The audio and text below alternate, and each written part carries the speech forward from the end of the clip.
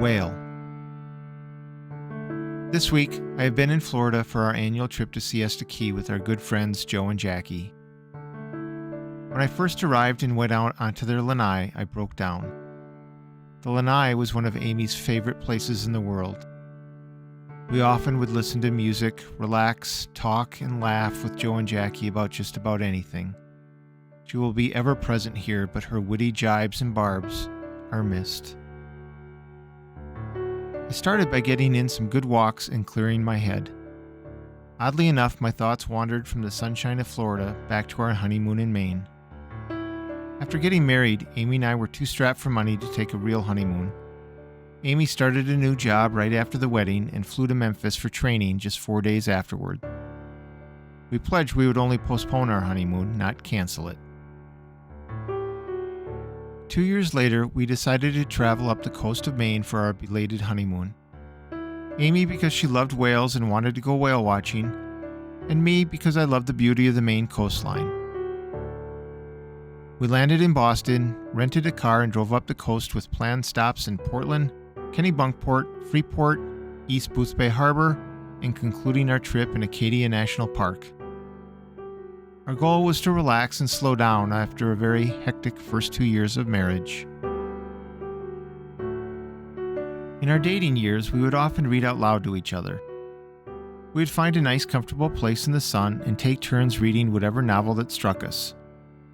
For our honeymoon, we decided to continue with Tolkien's Return of the King. We felt calm and peaceful as we read to each other about the journey of Frodo and Sam and their friendship for hours. We would either bask in the sun and enjoy the cool sea breeze, or pass the time while traveling between destinations.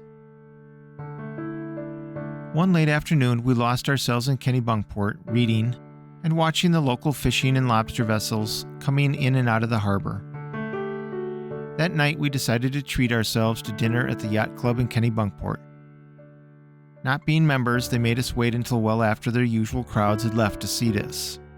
Fortunately, they had a blue blazer to loan me so I could enter the premises. By the time we were seated, the place was mostly empty, except for the waitstaff who gave us some extra attention knowing it was our honeymoon. We both had the lobster, but not in the traditional sense. The meat was deshelled and laid out on the plate in the original shape in a white cream sauce. Served with white wine, we both agreed it was the best meal either of us had ever eaten. The next day, we traveled to East Boothbay Harbor. At the time, this sleepy little artsy town was off the beaten tourist path. We decided to take a sunset cruise on a yacht. There were only about a dozen people on board, and we were encouraged to bring our own wine and cheese for the adventure.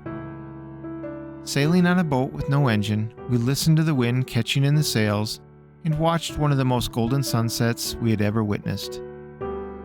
Amy, of course, extracted the captain's life story out of him during the voyage. He and his family made their money during the summer tourist season and then would sail around the world during the off-season. We stayed at 2 different bed and breakfasts outside Acadia National Park. The most memorable moment of the trip occurred here on our whale watching excursion. Whale watching was one of Amy's lifelong goals. When we were signing up for the cruise, Amy was somewhat disappointed that we would not be taking a rubber dinghy out for the excursion. She got a very odd look from the clerk when she asked if they had anything smaller. That should have been our first clue that all was not as it seemed. As many of you know, I am deathly afraid of large bodies of water. So the diesel boat was more to my liking, especially since they take you about 30 miles out into the Atlantic Ocean. The next morning, we boarded the boat with about 50 other people, including the local chapter of the Audubon Society. These 6 or 7 elderly ladies had to be helped aboard and delayed our departure. Amy was about as excited as I've ever seen her. That is, until the boat got out of the harbor. When we turned out to sea and the boat started to hit the waves in a rhythmic thump, thump, thump, her stomach began to churn. She sent me into the interior concession area to obtain some Sprite to settle her stomach. Upon entering, the first thing I noticed was the smell. It was a mixture of pancakes, sausage, and vomit bags. I bought the soda and retreated outside to the deck for some fresh air. As we got further and further out to sea, things continued to decline. When the boat finally got to its whale watching area and slowed down, it was readily apparent that we would be little more than a big bobber, up and down, up and down, up and down. Amy was adamant that she needed to get off the deck and into the cabin. I strongly advised her against entering the odoriferous cabin, but at that point, I really don't think it mattered. The entire boat was heaving up whatever breakfast they had consumed, and there was no safe haven. We noticed that families with small children were handing their kids to the elderly Audubon Society ladies, who seemed to be the only ones on board exempt from the seasickness plaguing the ship. It was the longest 3 hours of our lives waiting for them to head to shore. When we finally heard the shout of, "Whale!" Amy was too far gone to care as I held her up to look as its fin disappeared below the waterline. As we pulled into the harbor and prepared to dock, a crew of 6, 3 on each side, came out and started scrubbing the sides of the boat from aft to stern to cleanse it of its vomit-crusted sides. By then, everyone on board was starting to recover.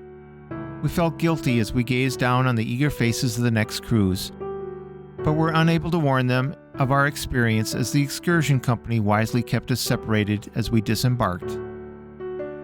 After recovering from our journey, Amy and I decided to roast hot dogs and make s'mores that night around a campfire.